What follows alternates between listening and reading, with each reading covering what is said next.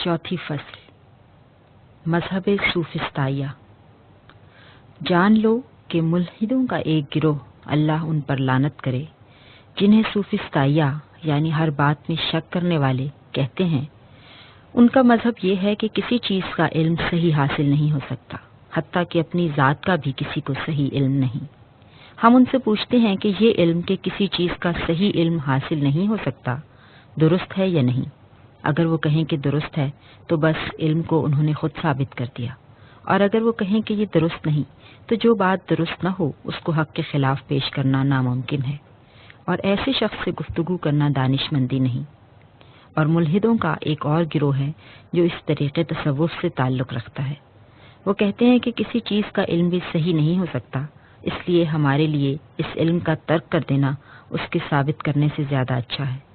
لیکن یہ بات ان کی حماقت اور لا علمی کی وجہ سے ہے، کیونکہ علم کا ترک کرنا دو حال سے خالی نہیں، یا تو علم کی وجہ سے ہوگا یا لا علمی کی وجہ سے۔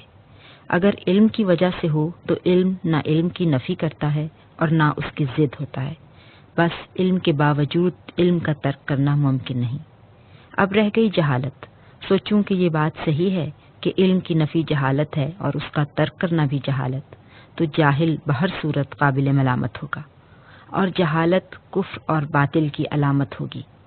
کیونکہ امر حق کا امر باطل سے کوئی تعلق نہیں،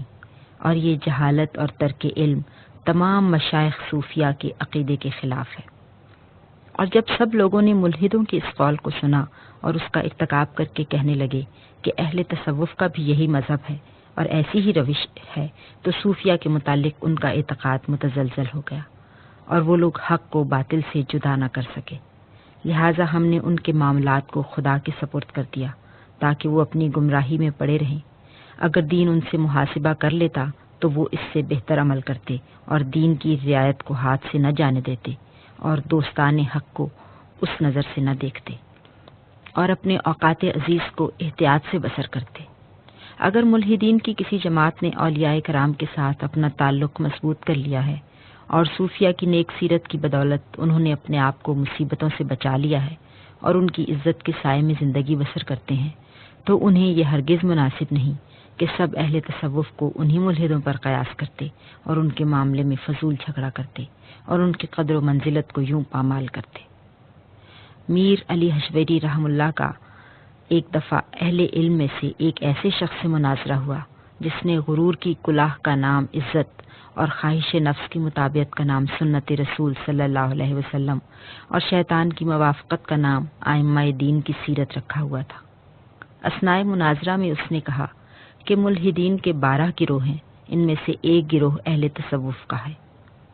میں نے کہا کہ اگر ایک گروہ اہل تصوف میں سے ہے تو 11 گروہ تم لوگوں میں سے ہیں، اور اہل تصوف ایک گروہ ہو کر بھی جس طرح اپنی حفاظت کر سکتے ہیں،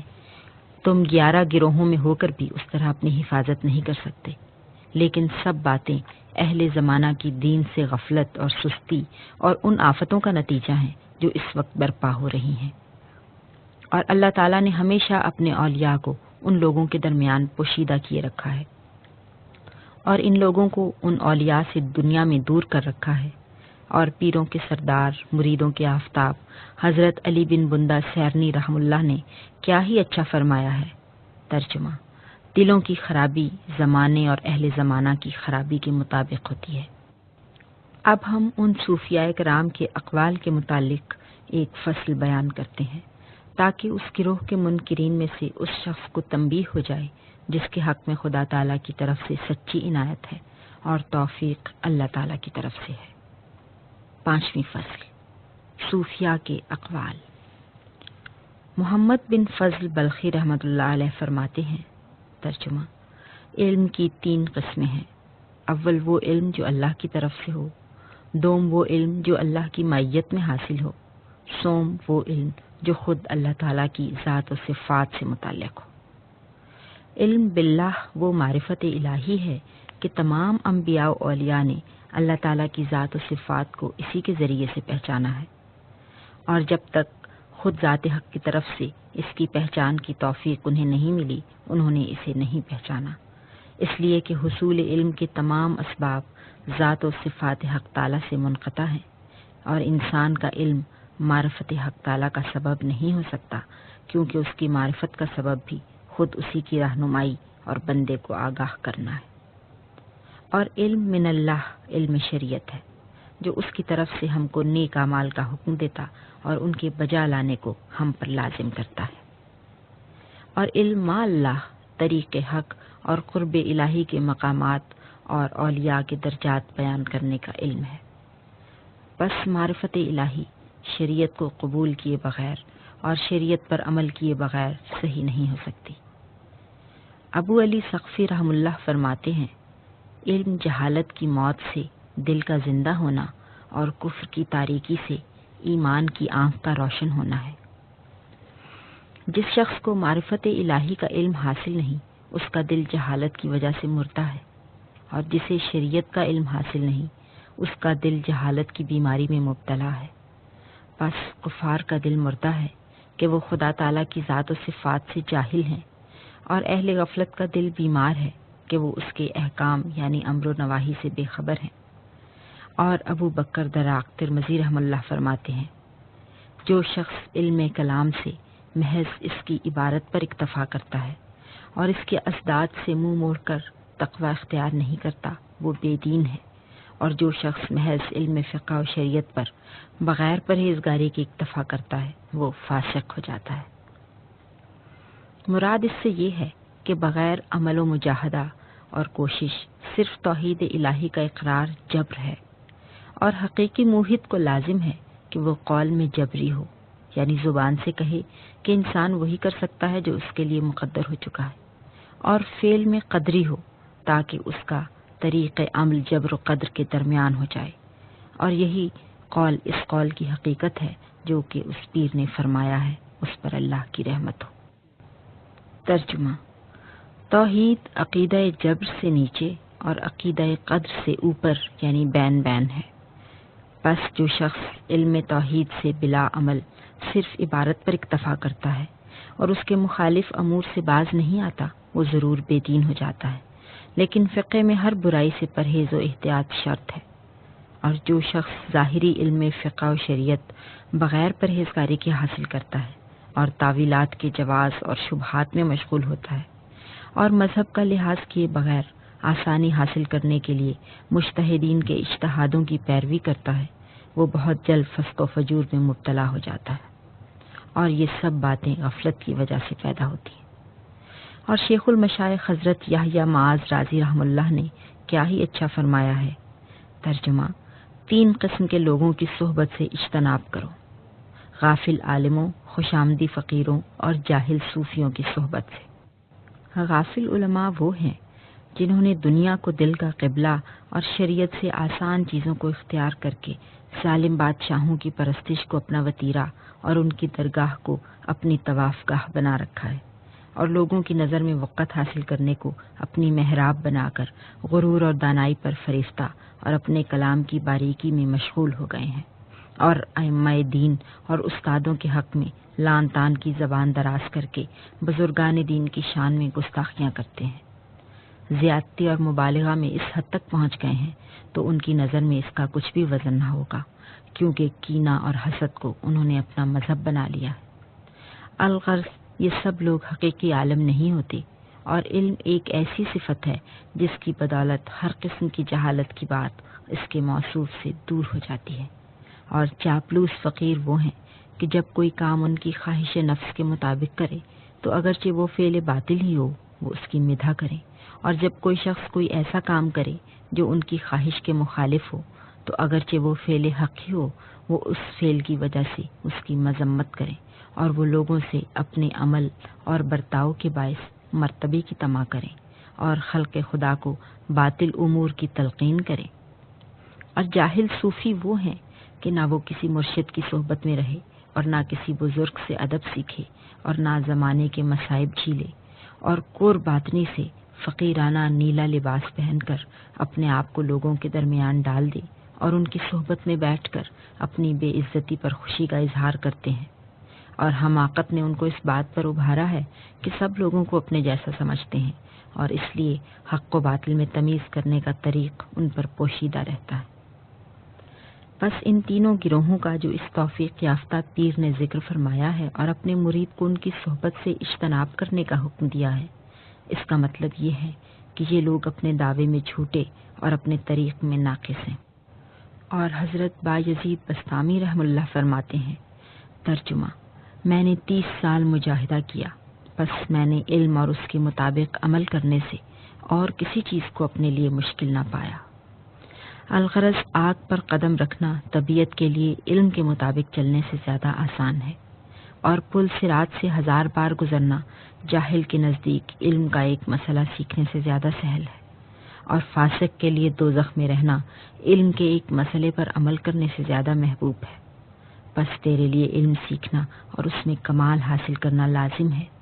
اور بندے کے علم کا کمال بمقابلہ علم الہی جہل ہے، اور تمہیں اس قدر جاننا چاہیے کہ تم کچھ نہیں جانتے، اور اس کا مطلب یہ ہے کہ بندہ بندگی کے علم کے سوا کچھ نہیں جانتا، اور بندگی خدا اور بندے کے درمیان سب سے بڑا حجاب ہے۔ اسی معنی میں کسی بزرگ نے شعر کہا ہے، ترجمہ: حقیقت الہی کے معلوم کرنے سے عاجز ہونا ہی اس کی حقیقت کا معلوم کرنا ہے، اور جہالت کے طریق میں ٹھہر جانا شرک ہے۔ یعنی تلاش یار میں نکلے چمن سے بو ہو کر، ہوئے ہم آپ ہی گم محو جستجو ہو کر۔ یعنی جو عالم معرفت نہیں سکھاتا اور اپنی جہالت پر مصر ہوتا ہے وہ مشرک ہے، اور جو سیکھتا ہے اور کمال علم کی وجہ سے حق بات اس پر ظاہر ہو جاتی ہے اور علم کا غرور اس سے دور ہو جاتا ہے، وہ یہ جان لیتا ہے کہ اس کا علم معرفت الہی میں سوائے عاجزی کے اور کچھ نہیں، کیونکہ بندے کی وہمی معلومات کا حقائق معرفت کے بارے میں کوئی اعتبار نہیں ہوتا، تو یہ عاجزی ہی اس کے لیے علم کی گناہ دریافت کرنا ہے۔ دوسرا باب، فقر۔ پہلی فصل، درویش اور درویشی کی بزرگی۔ جان لو کہ خدا تعالیٰ کی راہ میں درویشی اور درویشوں کا بہت بڑا درجہ ہے۔ چنانچہ اللہ عز و جل نے فرمایا ہے، ترجمہ: صدقات ان فقیروں کا حق ہیں جو اللہ کی راہ میں روک دیے گئے ہیں کہ زمین میں چل پھر نہیں سکتے۔ جاہل ان کو ان کے سوال نہ کرنے کی وجہ سے غنی سمجھتا ہے۔ اور نیز فرمایا ہے، ترجمہ: اللہ تعالیٰ نے ایک غلام بندے کی جو کچھ بھی نہیں کر سکتا اور اس شخص کی جس کو اللہ کی طرف سے فراخ رزق ملا ہے مثال بیان کی ہے۔ اور نیز فرمایا ہے، ترجمہ: ان کے پہلو خواب گاہوں سے الگ رہتے ہیں، وہ خوف اور امید کی حالت میں اپنے رب کو پکارتے ہیں۔ اور نیز رسول اللہ صلی اللہ علیہ وسلم نے فقر کو پسند کیا اور فرمایا ہے، ترجمہ: اے اللہ مجھے زندہ رکھ مسکین اور مسکینی میں وفات دے، اور قیامت کے دن مجھے مسکینوں کے گروہ میں اٹھا۔ نیز آپ صلی اللہ علیہ وسلم نے فرمایا کہ قیامت کے روز اللہ تعالیٰ فرمائے گا، ترجمہ: اے میرے دوستو مجھ سے قریب ہو جاؤ۔ فرشتے عرض کریں گے کہ تیرے دوست کون ہیں؟ تو اللہ فرمائے گا کہ فقیر اور مسکین۔ اور ایسی آیتیں اور حدیثیں بہت سی ہیں جن کی زیادہ شہرت کی وجہ سے اسبات فقر میں ان کے لکھنے کی ضرورت نہیں، اور رسول اللہ صلی اللہ علیہ وسلم کے وقت میں کئی مہاجر فقیر تھے جو حق تعالیٰ کی بندگی اور پیغمبر صلی اللہ علیہ وسلم کی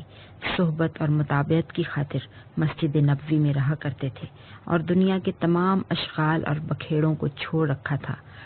اور اپنی روزی کے بدلے میں اللہ تعالیٰ پر یقین اور بھروسہ کیے ہوئے تھے،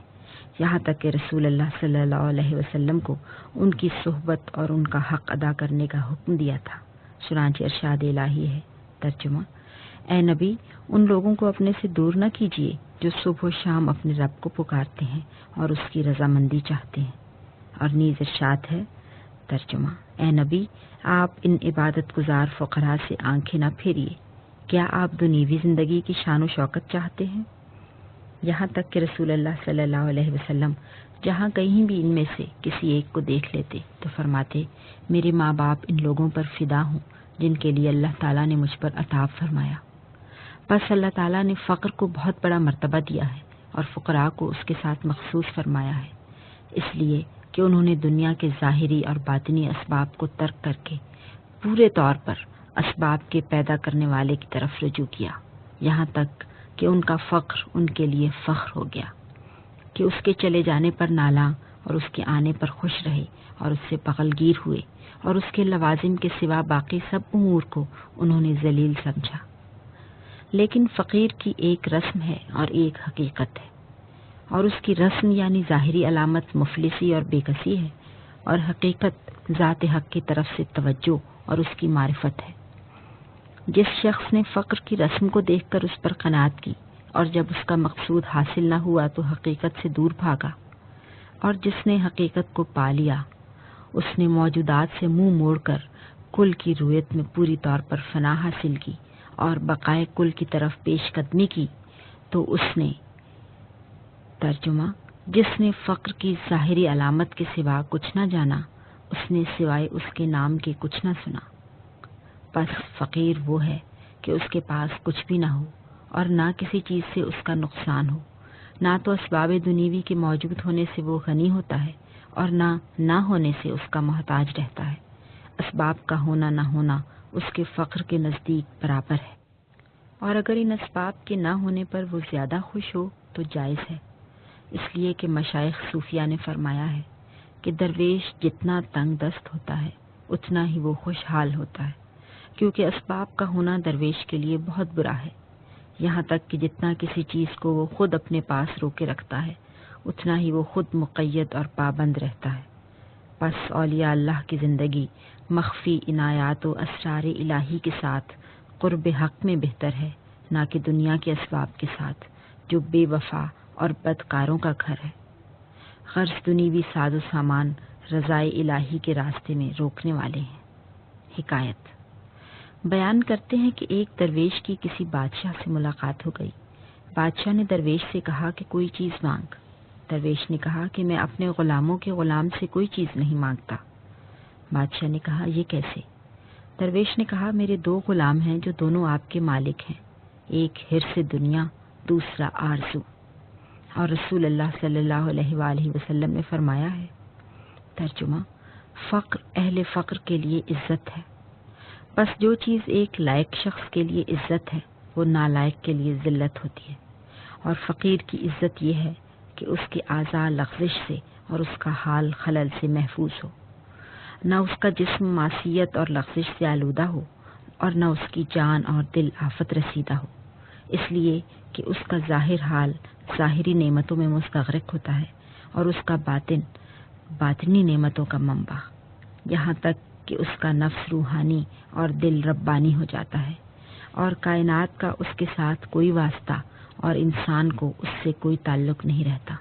اس لیے کہ وہ نہ خلقت سے تعلق اور لگاؤ کی وجہ سے فقیر ہوتا ہے اور نہ اس عالم کے املاک سے غنی ہوتا ہے، بلکہ دونوں جہان اس کے فقر کے ترازو کے پلے میں مچھر کے پر کے برابر بھی وزن نہیں رکھتے، اس کی ایک سانس بھی دونوں جہان میں نہیں سما سکتی۔ دوسری فصل، فقر و غنا کی فضیلت میں مشائخ کا اختلاف۔ مشائخ صوفیہ نے فقر و غنا کی فضیلت میں اختلاف کیا ہے کہ لوگوں کی ان 2 صفتوں میں سے کون سی صفت زیادہ فضیلت رکھتی ہے۔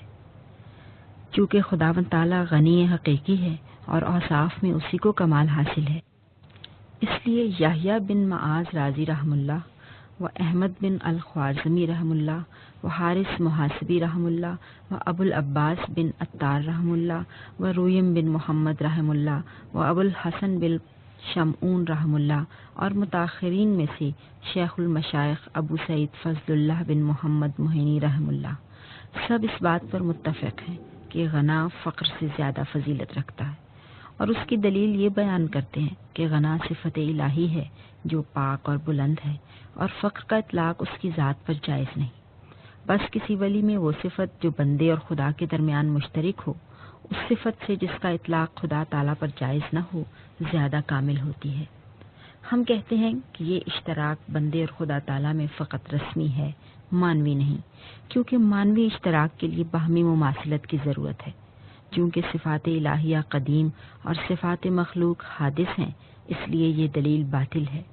اور میں علی بن عثمان جلابی کہتا ہوں کہ نام غنا صرف اللہ تعالیٰ ہی کے لائق ہے اور مخلوق اس نام کے مستحق نہیں، اور فقر کا نام خلقت کے لیے ہی سزاوار ہے اور حق تعالیٰ پر اس کا اطلاق جائز نہیں۔ اور یہ جو مجازی طور پر کسی کو غنی کہا جاتا ہے وہ حقیقی غنی جیسا نہیں ہو سکتا، اور نیز اس سے واضح تر دلیل یہ ہے کہ ہماری غنا اسباب کے وجود پر مبنی ہے اور ہم ان اسباب کے قبول کرنے کی حالت میں مسبب ہیں، اور حق تعالیٰ اسباب کا پیدا کرنے والا ہے اور اس کی غنا حقیقی ہے، اسباب پر موقوف نہیں۔ بس صفت غنا میں بندہ اور خدا تعالیٰ کے درمیان اشتراک بالکل باطل ہے، اور جب ذات میں کسی کو حق تعالیٰ کے ساتھ شرکت جائز نہیں تو صفت میں کسی کا اس کے ساتھ اشتراک کیسے جائز ہوگا، اور جب صفت میں اشتراک جائز نہیں تو اسم میں بھی روا نہیں۔ اب رہ گیا صرف نام رکھنا، سو نام ایک نشان ہوتا ہے خلقت کے درمیان اور اس کی کوئی حد نہیں۔ بس خدا تعالیٰ کی غنا یہ ہے کہ اس کو کسی کی حاجت نہیں، وہ جو چاہتا ہے کرتا ہے، نہ اس کی مراد کو کوئی ٹالنے والا ہے نہ اس کی قدرت کو کوئی روکنے والا ہے۔ وہ موجودات کے بدلنے اور ان کے اسداد پیدا کرنے پر قادر ہے، ہمیشہ اس صفت غنا سے متصف ہے اور ہمیشہ اس سے متصف رہے گا۔ لیکن مخلوق کی غنا اسباب زندگی کے حاصل ہو جانے یا خوشی میسر ہونے یا کسی آفت سے نجات پانے یا کسی چیز کے مشاہدے سے آرام پانے کی وجہ سے ہوا کرتی ہے، اور یہ سب باتیں حادث و متغیر ہیں اور جستجو و حیرت کا سرمایہ اور عاجزی و خواری کا محل ہے۔ بس غنا کا نام بندے کے لیے مجازی اور حق تعالیٰ کے واسطے حقیقی ہے، چنانچہ ارشاد الہی ہے۔ ترجمہ: اے لوگو، تم اللہ کی طرف محتاج ہو اور اللہ ہی بے نیاز سزاوار حمد و ثنا ہے۔ اور نیز اس نے فرمایا ہے۔ ترجمہ: اللہ ہی بے نیاز ہے اور تم محتاج ہو۔ عوام الناس کا ایک گروہ کہتا ہے کہ ہم دولت مند کو درویش پر فضیلت دیتے ہیں کیونکہ اللہ تعالیٰ نے اس کو دونوں جہان میں سعادت مند پیدا کیا ہے اور تونگری کا اس پر احسان فرمایا ہے۔ یہ لوگ غنا سے دنیا کی کثرت، بشری مقصود کا حاصل کرنا اور شہوت رانی مراد لیتے ہیں، اور اس پر یہ دلیل لاتے ہیں کہ غنا پر اللہ تعالیٰ نے شکر کا حکم فرمایا ہے اور فقر پر صبر کا۔ بس صبر مصیبت میں ہوتا ہے اور شکر نعمتوں پر، اور در حقیقت نعمتیں مصیبت سے افضل ہوتی ہیں۔ ہم کہتے ہیں کہ نعمت پر شکر کا حکم زیادتی نعمت کا سبب بنایا ہے، اور فقر پر صبر کو قرب الہی کی زیادتی کا سبب ٹھہرایا ہے، چنانچہ فرمایا ہے۔ ترجمہ: بلا شبہ اللہ تعالیٰ صبر کرنے والوں کے ساتھ ہے، اور شکر کو نعمت کی زیادتی کا سبب قرار دے کر فرمایا، اگر تم شکر کرو گے تو میں تمہارے لیے نعمت زیادہ کروں گا۔ جو شخص کسی نعمت پر جس کی اصل غفلت ہے شکر کرے گا، ہم اس کی غفلت پر اور غفلت زیادہ کر دیں گے،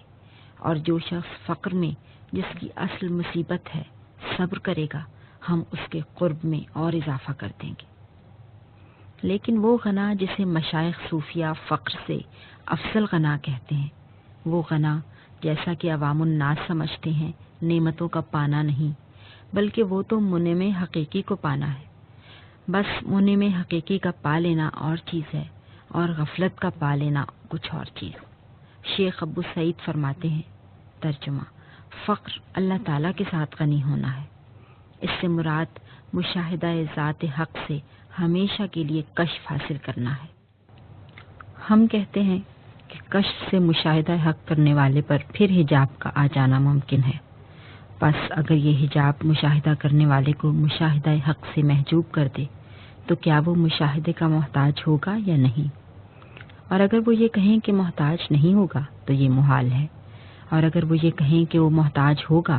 تو ہم کہتے ہیں کہ جب اس کو احتیاج ہوئی تو غنا جاتا رہا، لہذا فقر کی یہ تعریف صحیح نہیں۔ اور نیز غنا باللہ فقط اسی کو حاصل ہو سکتا ہے جس کی صفت کو بقا اور مراد کو دوام حاصل ہو، اور انسانیت کے اوصاف پر غنا کا اطلاق صحیح نہیں ہو سکتا کیونکہ اس کی ذات خود غنا کے قابل نہیں، اس لیے کہ بشریت کا وجود عین نیاز و احتیاج ہے،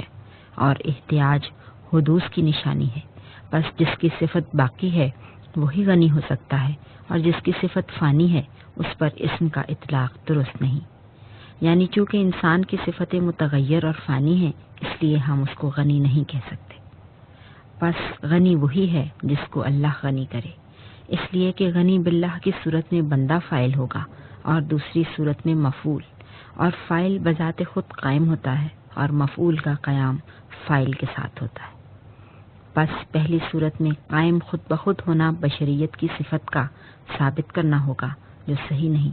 اور دوسری صورت میں قائم بحق ہونا بندے کی صفت کا محو کرنا ہوگا جو بالکل صحیح ہے۔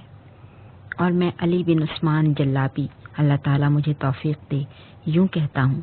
کہ جب عبودیت میں یہ بات درست ہو چکی ہے کہ غنا کا اطلاق در حقیقت صفت بقا پر بھی صحیح نہیں، کیونکہ آدمی کی صفت کا باقی رہنا دلائل مذکورہ سے علت کا محل اور آفت کا سبب ہوتا ہے، اور صفت کا فنا ہونا خود غنا نہیں ہو سکتا، کیونکہ جو چیز باقی بذات خود نہ ہو اس کو کوئی نام نہیں دیتے۔ پس غنا کا نام فنا صفت رکھنا چاہیے، اور جب صفت فانی ہوئی تو اسم کا محل بھی ساقط ہو گیا۔ غرض نہ صفت غنا ذات حق تعالیٰ سے متجاوز ہو سکتی ہے اور نہ صفت فقر بندہ سے۔ آدمی پر نہ فقر کے اسم کا اطلاق ہو سکتا ہے نہ غنا کا۔ پھر تمام مشائخ صوفیہ اور اکثر علماء فقر کو غنا پر ترجیح دیتے ہیں، اس لیے کہ کتاب اور سنت اس پر ناطق ہے اور امت کے اکثر لوگ اس بات پر متفق ہیں۔ میں نے حکایات میں پڑھا ہے کہ ایک روز حضرت جنید رحمۃ اللہ اور ابن عطا رحمۃ اللہ کے درمیان اسی مسئلے پر بحث ہو رہی تھی کہ فقر افضل ہے کہ غنا۔ ابن عطا نے اغنیاء کو افضل قرار دیتے ہوئے یہ دلیل پیش کی کہ اللہ تعالیٰ ان سے بالمشافہ حساب لیں گے، اور حساب لینا بے واسطہ کلام سنانا ہوتا ہے، اور بے واسطہ ایک دوست کا دوسرے دوست پر عتاب ہوتا ہے۔ حضرت جنید نے فرمایا، اگر اغنیاء سے حساب لیں گے تو درویشوں سے عذر چاہیں گے، اور عذر حساب سے افضل ہوتا ہے۔ اور یہاں ایک عجیب لطیفہ ہے، ہم کہتے ہیں محبت میں عذر کرنا بیگانگی ہوتا ہے اور عتاب کرنا مخالفت، اور دوست ایسے مقام میں ہوتے ہیں کہ یہ دونوں باتیں ان کے دوستانہ مراسم میں آفت اور مصیبت معلوم ہوتی ہیں، کیونکہ عذر کسی ایسی کوتاہی کی وجہ سے ہوتا ہے جو اس سے دوست کے فرمان میں ہو جاتی ہے۔ جب دوست اس سے اپنا حق طلب کرتا ہے تو وہ اس سے عذر کرتا ہے، اور عتاب ایسے قصور کے سبب سے ہوتا ہے جو اس نے دوست کا فرمان بجا لانے میں کیا ہوتا ہے، تب دوست اس قصور پر اس کو عتاب کرتا ہے، اور یہ دونوں امر محال ہیں۔ الغرض دونوں سے مطالبہ کیا جاتا ہے، فقراء سے صبر کا اور اغنیاء سے شکر کا، اور دوستی میں نہ تو دوست سے کچھ طلب کرتا ہے اور نہ دوست کے فرمان سے منہ موڑتا ہے۔ کہتے ہیں ترجمہ، ظلم کیا اس شخص نے جس نے ابن آدم کا نام امیر رکھا اور حالانکہ اللہ نے اس کا نام فقیر رکھا ہے، یعنی جس کا نام خدا تعالیٰ نے فقیر رکھا ہے اگرچہ وہ امیر ہی ہو وہ فقیر ہے، اور ہلاک ہوا وہ شخص جس نے سمجھا کہ وہ امیر نہیں جبکہ اس کی نشست گاہ تخت و سریر ہے، کیونکہ اغنیاء صاحب صدقہ ہوتے ہیں اور فقراء صاحب صدق، اور صاحب صدق ہرگز صاحب صدقہ کی طرح نہیں ہوتا بلکہ درجے میں اس سے بڑھ کر ہوتا ہے۔ پس حقیقت میں فقر ایوب علیہ السلام غنائے سلیمان علیہ السلام کی طرح ہے، اس لیے کہ جس طرح اللہ تعالیٰ نے حضرت ایوب کے لیے ان کے سخت صبر کی بدولت فرمایا وہ بہت ہی اچھا بندہ ہے، اسی طرح حضرت سلیمان کے لیے بھی ان کی حکومت کے راستے پر مبنی ہونے کے متعلق فرمایا وہ بہت ہی اچھا بندہ ہے۔ پس جب رضائے الہی ہو گئی تو ان کے فقر کو ان کی غنا کی مانند کر دیا۔ حکایت، مصنف رحمت اللہ فرماتے ہیں کہ میں نے استاد ابو القاسم قشیری رحم اللہ سے سنا ہے، وہ کہتے تھے کہ لوگوں نے فقر و غنا کے بارے میں کلام کیا ہے، ہر ایک نے اپنے لیے ایک بات اختیار کر لی ہے، لیکن میں اس بات کو اختیار کرتا ہوں جس کو خدا تعالیٰ میرے لیے پسند فرمائے اور مجھے اس میں محفوظ رکھے۔ اگر وہ مجھے دولت مند کر دے تو غافل نہ رہوں، اور اگر درویش بنا دے تو حریص نہ رہوں۔ پس فنا نعمت ہے اور اس میں غفلت آفت ہے، اور فقر نعمت ہے اور اس میں کفر و حرص ہلاکت ہے، اور فقر و غنا کے متعلق یہ تمام باتیں باوجود اختلاف روش کے سب اچھی ہیں، لیکن بغور دیکھا جائے تو فقر ما سوائے حق سے دل کا فارغ ہونا ہے، اور غنا غیر اللہ یعنی امور دنیوی میں دل کا مشغول ہونا۔ جب ما سوائے اللہ سے فراغت حاصل ہو گئی تو فقر غنا سے بہتر ہوا اور غنا فقر سے کم تر۔ غنا کثرت سامان اور فقر قلت سامان کا نام نہیں، اس لیے کہ سامان دنیا سب اللہ تعالیٰ کی ملکیت ہے۔ جب طالب حق ملک کو ترک کر دے اور یہ جان لے کہ یہ تمام چیزیں اللہ تعالیٰ کی ہیں تو شرکت درمیان سے اٹھ گئی اور طالب دونوں ناموں سے فارغ ہوا۔ تیسری فصل،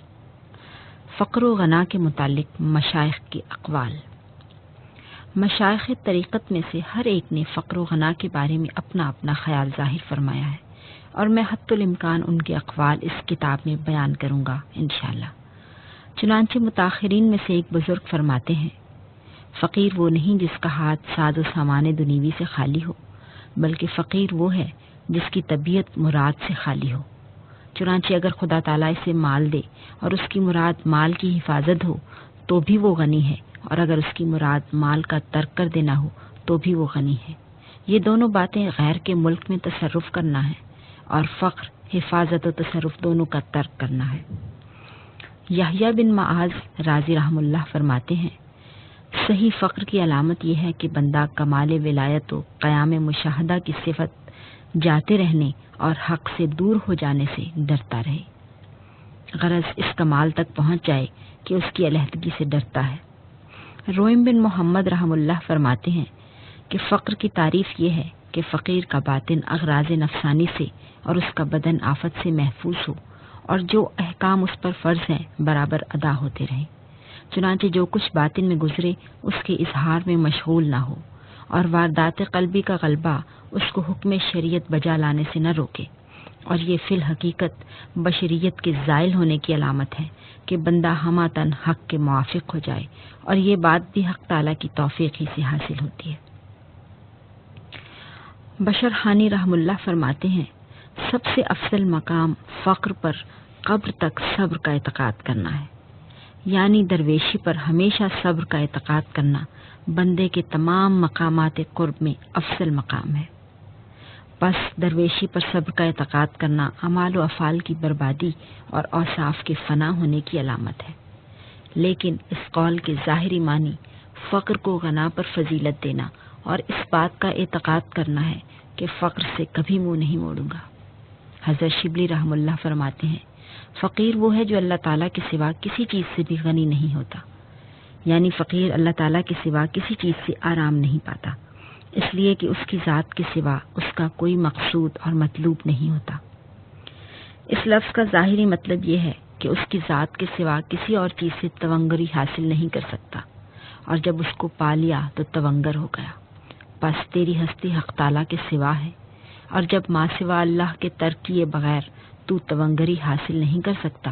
تو خود تونگری کا حجاب ہوا، اور جب تک تو راستے سے اٹھ نہ جائے بھلا تو تونگر کب ہو سکتا ہے۔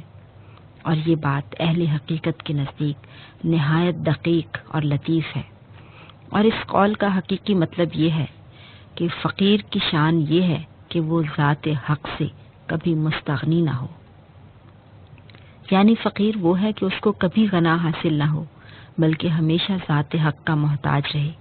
اور یہ وہی بات ہے جو اس پیر یعنی عبداللہ انصاری رحم اللہ نے کہی ہے کہ ہمارا غم ابدی ہے، کیونکہ نہ تو ہماری ہمت کبھی مقصود کو پاتی ہے اور نہ دنیا اور آخرت میں ہماری کلیت فنا ہوتی ہے، اس لیے کسی چیز کے پانے کے لیے ہم جنس ہونا لازم ہے، اور ذات حق میں ہم جنس بشریت نہیں، اور اس کے ذکر سے روگردانی غفلت ہے، اور درویش غافل نہیں ہوتا۔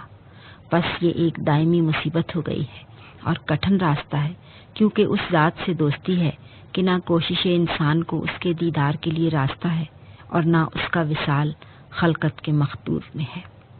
نہ ما سوا اللہ بقا اختیار کر سکتا ہے، اور نہ بقائے ذات حق میں کوئی تغیر جائز ہے۔ فانی کبھی باقی نہیں ہو سکتا تاکہ وصل حاصل ہو جائے، اور نہ باقی فانی ہو سکتا ہے کہ قرب حاصل ہو جائے۔ غرض اولیاء اللہ کا کام سراسر رنج و محنت ہے۔ لوگوں نے دل کی تسلی کے لیے ایک مضمون بنا سنوار رکھا ہے، اور جان کے آرام کے لیے مقامات اور منزلیں اور ان کے حصول کا طریقہ ظاہر کر کے عبارتیں اس کے اظہار کے لیے خود بخود کھڑ لی ہیں، اور مقامات اپنے آپ وضع کر لیے ہیں، حالانکہ حق تعالی مخلوق کے اوصاف و احوال سے منزہ ہے۔ اور ابو الحسن نوری رحم اللہ فرماتے ہیں، ترجمہ: فقیر کی صفت یہ ہے کہ چیز کے نہ ہونے کی صورت میں خاموش رہے اور ہونے کی صورت میں اس کو خرچ کرے، اور نیز فرمایا ہے کہ اس چیز کے موجود ہونے کے وقت بے قرار ہو۔ یعنی فقیر جب کوئی چیز نہ پائے تو خاموش رہے، اور جب پائے تو دوسرے کو اس کا اپنے سے زیادہ مستحق سمجھے اور اس کو اس چیز پر خرچ کرے۔ بس وہ شخص جس کو خوراک مطلوب ہو، جب مطلوب اس کو نہ ملے تو دل اس کا مطمئن رہے، اور جب وہ مطلوب مل جائے تو جسے وہ اپنی نسبت اس کا زیادہ مستحق سمجھے اسے دے دے۔ یہ بہت بڑا کام ہے، اور اس قول کے دو معنی ہیں۔ ایک یہ کہ نعمت دنیا کی موجود نہ ہونے کی حالت میں اس کی تسلی اس کا راضی بر رضائے الہی ہونا ہے، اور اس کے موجود ہونے کی حالت میں اس کا دوسروں پر خرچ کرنا محبت الہی ہے، اس لیے کہ راضی کا مطلب ہے فرما برداری کا قبول کرنے والا، اور فرما برداری قرب الہی کی علامت ہے، اور محب نعمت کو ترک کرنے والا ہوتا ہے، اور نعمت خدا سے علیحدگی کا نشان ہے۔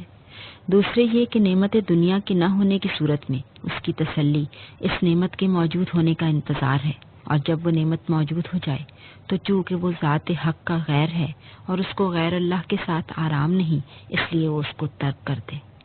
اور شیخ المشائخ ابو القاسم جنید بن محمد الجنید رحم اللہ کے اس قول کا مطلب بھی یہی ہے جو انہوں نے فرمایا ہے۔ ترجمہ: فقر دل کا ماں سوائے اللہ کی صورتوں سے خالی ہونا ہے۔ جب اس کا دل ماں سوائے اللہ کی صورت سے خالی ہو تو ماں سوا کو دل سے باہر نکالے بغیر اس کو کیا چارہ ہے۔ شبلی رحم اللہ فرماتے ہیں، درویشی مصیبت کا دریا ہے اور اس کی تمام مصیبتیں عزت ہیں، اور عزت فقر ہی کا حصہ ہے، اس لیے کہ وہ عین بلا میں مبتلا ہوتا ہے، اس کو غیر کی کیا خبر۔ یہاں تک کہ جب وہ بلا سے ہٹ کر بلا میں ڈالنے والے یعنی ذات حق کی طرف متوجہ ہوتا ہے تو اس وقت اس کی مصیبت اس کے لیے عزت بن جاتی ہے، اور اس کی ساری عزت قربت، اور اس کی قربت محبت، اور اس کی محبت سب مشاہدہ بن جاتی ہے، یہاں تک کہ طالب کا دماغ خیال کے غلبے سے دیدار کا محل ہو جاتا ہے کہ بغیر کان کے سنتا ہے۔ بس عزت والا وہ بندہ ہے جو دوست کی بلا کا بوجھ اٹھائے، کیونکہ بلا حقیقت میں عزت اور نعمت ذلت ہوتی ہے، اس لیے کہ عزت وہ ہے جو بندے کو حضور حق میں حاضر کر دے، اور ذلت وہ ہے جو اس کو حق سے غائب کر دے، اور فقر کی بلا حضور حق کا نشان ہے، اور غنا کی راحت اس سے دوری کی علامت۔ بس حاضر بحضور الہی عزیز اور حق سے غائب ذلیل ہے، اور وہ بلا جس کا مطلب مشاہدہ اور دیدار محبت ہو، جس طرح بھی اس سے تعلق ہو، غنیمت ہے۔ جنید رحمت اللہ فرماتے ہیں، اے گروہ فقراء، لوگ تمہیں اللہ کے واسطے سے پہچانتے ہیں اور اللہ ہی کے لیے تمہاری عزت کرتے ہیں، بس دھیان رکھو کہ اللہ کے ساتھ خلوت میں تم کیسے ہو۔ یعنی جب لوگ تمہیں درویش کہتے ہیں اور تمہارا حق ادا کرتے ہیں تو غور کرو کہ تم طریق درویشی کا حق کیوں کر ادا کرتے ہو، اور اگر لوگ تمہیں تمہارے دعوے کے خلاف کسی اور نام سے پکاریں تو ناپسندیدگی کا اظہار نہ کرو، کیونکہ اس صورت میں تم نے بھی اپنے دعوے کا حق ادا نہ کیا ہوگا، کیونکہ سب سے کمینہ وہ شخص ہے جسے لوگ اللہ کا بندہ سمجھیں اور وہ خود فی الواقع اس کا بندہ نہ ہو، اور سب سے زیادہ عزت والا وہ ہے جسے لوگ اسی کا بندہ سمجھیں اور وہ خود بھی فی الواقع اسی کا بندہ ہو۔ اس شخص کی مثال جسے لوگ بندہ خدا سمجھیں اور وہ خود بندہ خدا نہ ہو، اس شخص کی سی ہے کہ طبیب ہونے کا دعویٰ کرے اور بیماروں کا علاج بھی کرے، اور جب خود بیمار ہو جائے تو دوسرے طبیب کی اس کو حاجت ہو کہ وہ اس کا علاج کرے۔ اس شخص کی مثال جسے لوگ بندہ خدا سمجھیں اور وہ خود واقعی بندہ خدا ہو، اس آدمی کی سی ہے جو طبیب ہونے کا دعویٰ کرے اور بیماروں کا علاج کرے، اور جب خود بیمار ہو تو اسے کسی دوسرے طبیب کی ضرورت نہ ہو، وہ اپنے علاج خود جانتا ہے۔ اور اس کی مثال جسے لوگ بندہ خدا نہ سمجھیں اور وہ خود فی الواقع بندہ خدا ہو، اس شخص کی سی ہے کہ وہ طبیب ہے اور لوگوں کو اس کا علم نہیں، اور وہ خود لوگوں میں مشغول ہونے سے فارغ ہے اور اپنے آپ کو موافق غذاؤں، فرحت دینے والے شربتوں اور معتدل ہواؤں سے اچھی طرح رکھتا ہے تاکہ بیمار نہ ہو جائے، حالانکہ لوگوں کی آنکھ اس کے حال سے بالکل بند ہے۔ اور بعض متاخرین نے فرمایا ہے، فقر عدم بلا وجود ہے۔ اس قول کا مطلب بیان نہیں کیا جا سکتا، کیونکہ معدوم کوئی چیز نہیں، اور چیز کے سوا غیر چیز کی تعبیر نہیں کی جا سکتی۔ بس یہاں یہ صورت ہوگی کہ فقر کوئی چیز نہیں، اور تمام اولیاء اللہ کی عبارتیں اور ان کا اجتماع کسی اصل پر مبنی نہیں، کیونکہ فقر اپنی ذات میں فانی اور معدوم ہے۔ اور یہاں اس عبارت سے عین کا عدم مطلوب نہیں، بلکہ اس عین کی آفت کا عدم مراد ہے۔ اور آدمی کے تمام اوصاف آفت ہیں۔ جب آفت کی نفی ہوئی تو صفت کا فنا ہونا حاصل ہوا، اور صفت کا فنا ہو جانا واصل بحق ہونے کا سبب ہے، اور عدم وصول اللہ کو ان کے سامنے سے اٹھا دیتا ہے، اور ان کی روش کے مخالف کو نفی عین ذات فقیر معلوم ہوتی ہے اور انہیں ہلاک کر دیتی ہے۔ اور میں نے متکلمین کی ایک جماعت کو دیکھا ہے کہ وہ اس معنی کی باریکیوں کو نہ سمجھتے ہوئے اس پر ہنستے ہیں اور کہتے ہیں کہ یہ بات معقول نہیں، اور مدعیوں کا ایک گروہ ایسا بھی دیکھا ہے جو عقل نہ آنے والی اس بات کو قبول کر کے اس پر اعتماد کرتے ہیں، لیکن اصل حقیقت معلوم نہ کر کے یہ کہتے ہیں فقر لا شے محض ہے جس کا کوئی وجود نہیں۔ یہ دونوں گروہ غلطی پر ہیں۔ ایک ان میں سے اپنی جہالت کی وجہ سے حق تعالیٰ کا منکر ہے، اور دوسرے گروہ نے جہل کو حال بنا لیا ہے اور اس حال میں جلوہ گر ہوا ہے۔ عبادات میں عدم و فنا سے مراد اس گروہ صوفیہ کی عمدہ اور صفات محمودہ کی طلب میں برے اسباب اور بری صفات سے کنارہ کش ہونا ہے، اور طلب کا سبب موجود ہوتے ہوئے عدم سے عدم معنی مراد نہیں۔ الغرض درویش فقر کے تمام معانی سے خالی اور تمام اسباب دنیوی سے بالکل بیگانہ ہے، لیکن اس کے باوجود اسرار ربانی کی گزرگاہ ہے۔ جب تک اس کے خیال خود اس کے قصد سے سرزد ہوتے ہیں تو وہ اس کی طرف ہی منسوب کیے جاتے ہیں، اور جب اس کے افعال قصد کے تعلق سے آزاد ہو جاتے ہیں تو اس کے فعل کی نسبت اس سے قطع ہو جاتی ہے۔ اس وقت جو حالت اس پر گزرتی ہے وہ نہ اس کے ارادے سے آتی ہے اور نہ اس کے ارادے سے جاتی ہے۔ وہ کسی چیز کو نہ خود اپنے اوپر لاتا ہے نہ اپنے اوپر سے ہٹاتا ہے، بلکہ سب حالات اس عین یعنی ذات حق کی طرف سے ہوتے ہیں جو اس کا پتہ دیتے ہیں۔ اور مصنف رحم اللہ فرماتے ہیں کہ میں نے متکلمین کا ایک گروہ دیکھا کہ عین فقر میں نفی وجود کا قائل تھا، جس سے ان کا کامل نہ ہونا ظاہر ہوتا ہے، اور یہ بات بہت ہی عجیب معلوم ہوتی ہے۔ اور میرے خیال میں عین فقر میں فقر کی حقیقت کی نفی سے ان کی مراد صفت کی نفی معلوم ہوتی تھی، اور اسی طرح حق و حقیقت کی طلب کی نفی کو وہ لوگ فقر کہتے ہیں، اور خواہش نفس کا اثبات ان کے نزدیک نفی کل ہے۔ ان میں سے ہر ایک شخص فقر کے حجابوں میں سے کہیں ایک درجے میں رکا ہوا تھا، کیونکہ یہی بات اس شخص کے لیے کمال ولایت کی علامت تھی، اور اس بات کی محبت اور اس کا قصد تمام غایتوں کی غایت، یعنی ان کی یہ محبت محل کمال کی محبت ہے۔ بس اس بات کے طالب کے لیے ان کے طریق پر چلنے اور ان کے مقامات طے کرنے اور ان کی عبارات کے سمجھنے کے سوا کوئی چارہ نہیں، تاکہ خواص کے محل میں عوام نہ رہیں، کیونکہ جو عوام اصول کے متعلق کچھ نہیں جانتے ہیں وہ اصول سے اعراض کرتے ہیں۔ جو عوام فروع سے ناواقف ہیں وہ فروع سے روگردانی کرتے ہیں۔ جو شخص فروع کے بجا لانے سے عاجز ہو اس کا تعلق اصول سے ہوتا ہے، لیکن جو اصول جاننے سے عاجز ہو تو کہیں بھی اس کا کوئی تعلق نہیں رہتا۔ اور یہ سب باتیں میں نے اس لیے بیان کی ہیں کہ تم ان حقائق کو اچھی طرح سمجھو اور ان کے تقاضے کے مطابق راہ چلو اور ان کی نگہداشت میں مشغول ہو جاؤ۔ اب میں اس گروہ کے چند اصول اور رموز اور تصوف کے بارے میں ان کے بعض اشارات کی وضاحت بیان کرتا ہوں۔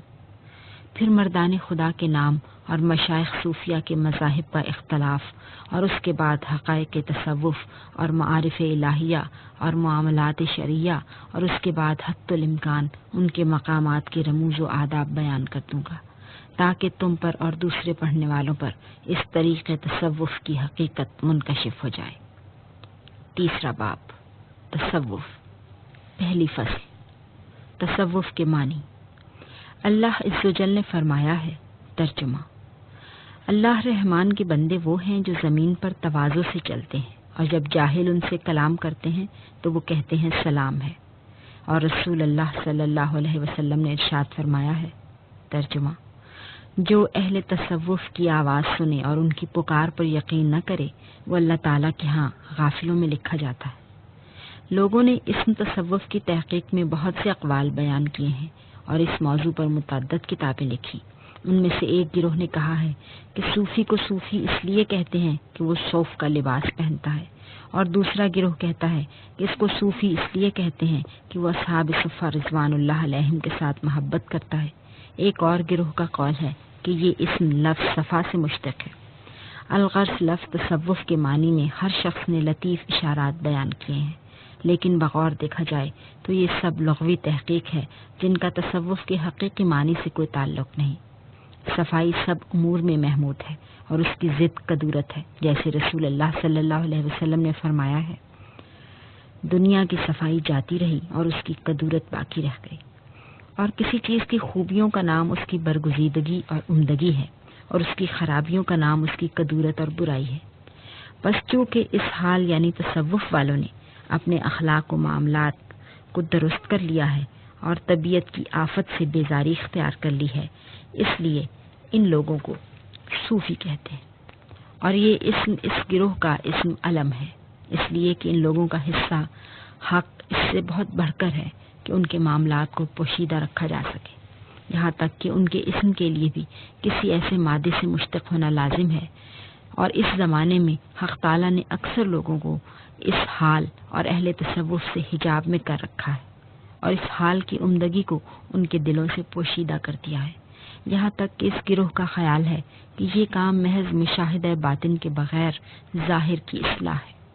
اور ایک گروہ کا خیال ہے کہ صوفی ایک اسم ہے جس کی کوئی حقیقت اور اصل نہیں، یہاں تک کہ بیہودہ لوگوں کو دیکھ کر علماء ظاہر بھی نے بھی اس طریقے تصوف کی اصلیت ہی کا انکار کر دیا ہے اور اس حال کے پردے ہی سے خوش ہو گئے ہیں۔ اس لیے عوام نے ان کی تقلید کی اور طلب صفائے باطن کا خیال دل سے بالکل مٹا دیا، اور سلف صالحین اور صحابہ رضی اللہ عنہم کے طریق کو بالائے طاق رکھ دیا۔ شعر: اگر تم حقیقی صوفی بننا چاہتے ہو تو بلا شبہ صفائے باطن حضرت صدیق اکبر رضی اللہ عنہ کی صفت ہے، کیونکہ صفائے باطن کا ایک اصل اور ایک فرع ہے۔ اس کا اصل اغیار سے دل کا منقطع ہونا ہے، اور اس کی فرع دنیا غدار سے دل کا خالی ہونا ہے، اور یہ دونوں امر حضرت صدیق اکبر ابو بکر عبداللہ ابن ابی قحافہ رضی اللہ عنہ کی صفات ہیں، اس لیے کہ وہ حضرات اہل طریقت کے امام تھے، اور آپ کے دل کا غیر اللہ سے منقطع ہونا یوں تھا کہ جب تمام صحابہ رضوان اللہ اجمعین پیغمبر صلی اللہ علیہ وسلم کے حضرت معلیٰ اور حضیرہ قدس میں تشریف لے جانے سے شکستہ دل ہو رہے تھے، حتیٰ کہ حضرت عمر رضی اللہ عنہ نے تلوار کھینچ کر فرمایا کہ جو شخص یہ کہے گا کہ پیغمبر صلی اللہ علیہ وسلم وفات فرما گئے ہیں، میں اس کا سر کاٹ دوں گا۔ اس وقت حضرت صدیق اکبر رضی اللہ عنہ باہر تشریف لائے اور بآواز بلند یہ فرمایا، ترجمہ: خبردار لوگوں، جو شخص محمد صلی اللہ علیہ وسلم کی عبادت کرتا تھا، پس بلا شبہ حضرت صلی اللہ علیہ وسلم تو وفات پا گئے، اور جو شخص حضور صلی اللہ علیہ وسلم کے رب کی عبادت کرتا تھا تو وہ زندہ ہے، کبھی نہیں مرے گا۔ پھر آپ نے یہ آیت پڑھی، ترجمہ: محمد رسول اللہ صلی اللہ علیہ وسلم اللہ کے ایک رسول ہی ہیں، آپ سے پہلے بھی بہت رسول گزر چکے ہیں، پس کیا اگر وہ مر جائیں یا قتل کیے جائیں تو تم دین سے پھر جاؤ گے؟ یعنی جس نے حضور صلی اللہ علیہ وسلم کو اپنا معبود سمجھ کر ان سے دل لگا رکھا تھا، اسے اب رنج و غم کے سوا کوئی چارہ نہیں، کیونکہ وہ معبود دنیا سے رحلت فرما گئے ہیں، اور جس نے آپ کے پروردگار کو معبود سمجھ رکھا تھا، اسے کچھ فکر نہیں، کیونکہ وہ ہمیشہ زندہ ہے جو کبھی نہیں مرے گا۔ غرض جو فانی چیز میں دل لگاتا ہے وہ یقیناً فنا ہو جاتی ہے، اور اس کے فنا ہو جانے سے اس کو رنج حاصل ہوتا ہے، لیکن جو شخص اپنی جان حضرت باقی سبحانہ کے حوالے کر دیتا ہے تو جب اس کا نفس فنا ہو جاتا ہے تو وہ بقائے دوام سے باقی رہتا ہے۔ پس جس نے محمد صلی اللہ علیہ وسلم کے جسم اطہر کو انسانی آنکھ سے دیکھا، جب وہ جسم اطہر دنیا سے اٹھ گیا تو حضور کی تعظیم بھی اس کے دل سے اٹھ گئی، اور جس نے حضور کی روح اقدس کو حقیقت کی آنکھ سے دیکھا، اس کے نزدیک حضور کا دنیا سے چلا جانا اور یہاں رہنا دونوں یکساں ہیں،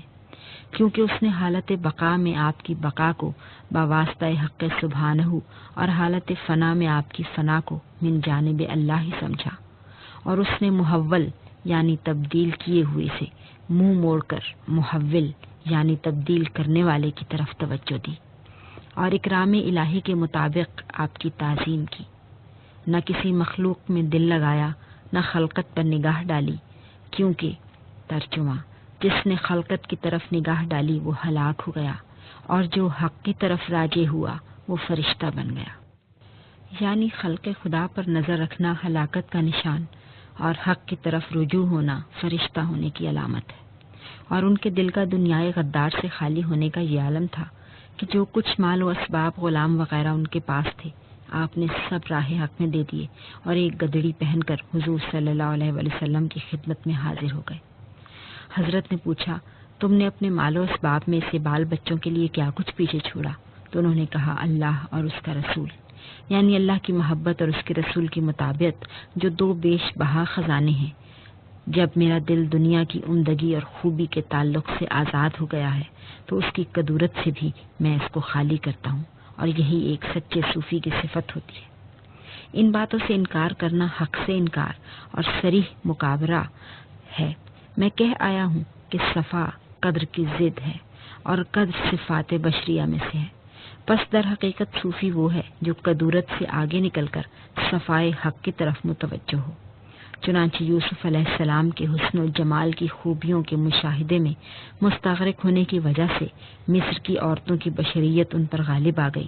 لیکن جب غلبے سے یہ بشریت لوٹ کر حد کمال پر جا پہنچی تو ان کی نگاہ بشریت سے گزر کر ان کی فنا پر آ ٹھہری اور بے اختیار پکار اٹھی، یہ تو کوئی انسان نہیں۔ نشانہ تو حضرت یوسف علیہ السلام کو بنایا اور حال اپنا بیان کیا، اور اسی وجہ سے اس طریقے کے مشائخ رحم اللہ نے فرمایا ہے، صفائے باطن بشریت کی صفات میں سے نہیں، کیونکہ بشر خاک کا پتلا ہے اور خاک کا پتلا قدورت سے خالی نہیں ہو سکتا۔ یعنی صفائے باطن جسم خاکی کی صفات میں سے نہیں، کیونکہ خاک کا دار و مدار صرف قدورت پر ہے اور بشر قدورت سے نکل نہیں سکتا۔ پس صفائے باطن کی مثال افعال سے نہیں بیان کی جا سکتی، اور نہ ریاضت و مجاہدات سے بشریت مٹ سکتی ہے، بلکہ صفائے باطن کی صفت کو انسان کے ظاہری افعال و احوال سے کوئی نسبت ہی نہیں، اور نہ صفائے باطن کے اسم کا ظاہری اسموں اور لقبوں سے کوئی تعلق ہے۔ غرض یہ کہ ترجمہ صفائے قلب اولیاء اللہ کی صفت ہے، اور وہ لوگ سورج ہیں جن پر بادل کا پردہ نہیں پڑا ہے۔ چونکہ صفائی باطن دوستان الہی کی صفت ہے، اس لیے جو شخص اپنی صفت سے فانی اور دوستوں کی صفت سے باقی ہے وہی دوست ہے، اور ایسے دوستان حق کے حالات اہل حال کے نزدیک آفتاب کی طرح روشن و عیاں ہیں۔ چنانچہ حبیب خدا محمد صلی اللہ علیہ وسلم سے صحابہ رضی اللہ عنہم نے ایک دفعہ حضرت حارثہ کا حال پوچھا تو آپ نے فرمایا، ترجمہ وہ ایک ایسا بندہ ہے جس کے دل کو اللہ تعالیٰ نے نور ایمان سے منور کر دیا ہے، یہاں تک کہ اس کا چہرہ اس نور ایمان کی تاثیر سے چاند کی طرح روشن اور وہ خود نور ایمانی سے متشکل ہے۔ اور کہتے ہیں کہ کسی شیخ طریقت کا یہ قول ہے، ترجمہ سورج اور چاند کا نور جب باہم مشترک کی طرح ملے جلے ہوں تو وہ محبت و توحید الہی کی صفائی کا نمونہ ہے، جبکہ دونوں باہم مل جائیں۔ در حقیقت اللہ جبار کی محبت اور توحید کے سامنے سورج اور چاند کے نور کی کیا حقیقت ہے کہ اس کو اس نور کی طرف نسبت کریں، لیکن دنیا میں کوئی نور ان دونوں سے جو آنکھوں کا نور ہے بڑھ کر ظاہر نہیں کیا۔ سورج اور چاند کے نور سے تو آسمان کو دیکھتے ہیں اور نور توحید سے امور عقبہ پر اطلاع پاتے ہیں۔ دنیا میں تمام مشائخ طریقت اس بات پر متفق ہیں کہ جب بندہ مقامات کی قید سے چھوٹ جائے اور احوال کی قدورت سے خالی اور تغیر و تبدل کے محل سے آزاد ہو کر تمام نیک اوصاف سے متصف ہو جائے اور پھر اپنی کسی اچھی صفت کی قید کا خیال نہ رکھے اور اس پر نگاہ نہ ڈالے اور نہ اس پر مغرور ہو، بلکہ اس کا حال فہم و ادراک سے پوشیدہ ہو اور اس کا وقت شکوک و شبہات کے تصرف سے پاک ہو، تب اس کی حاضری حضرت حق سے منقطع نہیں ہوتی اور اس کے وجود کی بقا کے لیے اسباب ظاہری کی ضرورت نہیں رہتی۔ ترجمہ صفائے باطن بارگاہ قدس میں ایسی حاضری ہے جس کو زوال نہیں، اور ایسی ہستی ہے جس کا قیام اسباب ظاہری پر موقوف نہیں۔ یعنی وہ ایسا حاضر بارگاہ قدس ہوتا ہے جس کو غیبت نہیں ہوتی، اور ایسا موجود ہوتا ہے جس کا وجود اسباب پر موقوف نہیں ہوتا، یا وہ ایسا عارف یا عاشق الہی ہوتا ہے جس کا عرفان اور عشق اسباب پر موقوف نہیں ہوتا، کیونکہ جس پر غیبت طاری ہوئی وہ حاضر نہیں ہوتا، اور جس کے جذبہ عشق و عرفان کا باعث کوئی ظاہری سبب ہو وہ عارف و عاشق الہی نہیں ہو سکتا، اور جب وہ اس درجے پر پہنچ جاتا ہے تو وہ دنیا و آخرت میں فانی ہو جاتا ہے، اور انسانیت کی رفتار و روش میں ربانی ہو جاتا ہے، اور سونا اور مٹی کا ڈھیلا اس کے نزدیک یکساں ہو جاتا ہے۔ اس لیے احکام شریعت کی حفاظت و بجاوری جو دوسرے لوگوں پر دشوار ہوتی ہے وہ اس پر آسان ہو جاتی ہے۔ چنانچہ حضرت صلی اللہ علیہ وسلم نے پوچھا، ترجمہ: اے حارثہ، تو نے صبح کیسے کی؟ اس نے کہا، میں نے اس حال میں صبح کی کہ میں اللہ پر سچا ایمان رکھنے والا ہوں۔ حضور نے فرمایا، اے حارثہ، جو بات تو کہہ رہا ہے اس پر غور کر، کیونکہ ہر چیز کی کوئی حقیقت ہوتی ہے، بس بتا تیرے ایمان کی حقیقت کیا ہے؟ اس نے عرض کیا کہ میں نے اپنے نفس کو دنیا سے الگ کر لیا اور اس سے ہٹا لیا ہے، اس لیے میرے نزدیک اس کے پتھر اور سونا اور چاندی اور مٹی کا ڈھیلا سب برابر ہے۔ بس میں رات کو بیدار اور دن کو پیاسا رہا، یہاں تک کہ میری یہ حالت ہو گئی کہ گویا میں اپنے رب کے عرش کو کھلم کھلا دیکھ رہا ہوں، اور اہل جنت کو دیکھتا ہوں کہ وہ وہاں آپس میں ملاقات کر رہے ہیں، اور اہل دوزخ کو دیکھتا ہوں کہ وہ آپس میں کشتی لڑ رہے ہیں، اور ایک روایت میں ہے کہ وہ ایک دوسرے کو شرمسار کر رہے ہیں۔ اس پر حضور صلی اللہ علیہ وسلم نے فرمایا، تو نے اپنے رب کو خوب پہچانا، بس اس عرفان اور ایمان کو اپنے اوپر لازم کر لے۔ اور صوفی نام ہے کاملوں کا، اور محقق اولیاء اللہ کو اسی نام سے پکارتے ہیں اور ہمیشہ سے پکارتے آئے ہیں۔ ایک بزرگ فرماتے ہیں، جسے محبت الہی صاف کر دے وہ صافی ہے، اور جسے محبوب حقیقی صاف کر دے وہ صوفی ہے۔ یعنی جو شخص محبت الہی کی وجہ سے نفسانی خواہشات سے پاک ہو جاتا ہے وہ صاف باطن ہوتا ہے، اور جو شخص ذات محبوب حقیقی میں مستغرق اور ما سوائے اللہ سے بیزار ہو جاتا ہے وہ صوفی ہے۔ اور لغت کی روح سے اس لفظ تصوف کا اشتقاق کسی مادے سے بھی درست نہیں، کیونکہ یہ معنی اس سے کہیں بڑھ کر ہے کہ ان کی کوئی جنس ہو جس سے یہ معنی مشتق ہو، اس لیے کہ اشتقاق مشتق اور مشتق من ہو کے ہم جنس ہونے کو چاہتا ہے، اور دنیا میں جو چیز بظاہر محسوس ہوتی ہے وہ صفا کی ضد ہے، لہذا کسی شے کو اس چیز ضد سے مشتق نہیں کہہ سکتے۔ بس اہل تصوف کے نزدیک اس کے معنی بالکل اظہر من الشمس ہیں، اس کے بیان کرنے کے لیے عبارات و اشارات کی کوئی ضرورت نہیں، کیونکہ صوفی کی حقیقت عبارات و اشارے سے نہیں بتائی جا سکتی۔ جب صوفی کی حقیقت کل عبارات سے ناممکن ہے، سارا عالم اس کی تعبیر کرنے سے عاجز ہو، اور اس کے معنی اوصاف کے حاصل ہونے کی صورت میں اس کی حقیقت کو نہ جانے، تو اس سے اس اسم کے لیے کیا خطرہ ہے؟ بہرحال ایسے لوگوں جن کو صوفی کے اوصاف حاصل ہوں کو اہل کمال صوفی کہتے ہیں، اور ان سے تعلق رکھنے والوں کو متصوف کا نام دیتے ہیں۔ لفظ تصوف باب تفاعل سے ہے، اور باب تفاعل عربی میں تکلف کا تقاضا کرتا ہے، اور یہ اصل کی فرع ہے، اور اس معنی کا فرق لغت اور معنی کی روح سے ظاہر ہے۔ ترجمہ: پس صفائے قلب ولایت ہے جس کی ایک علامت اور روایت ہے، اور تصوف بلا شبہ صفائے باطن کی حکایت ہے۔ پس صفا کے معنی روشن اور ظاہر ہیں، اور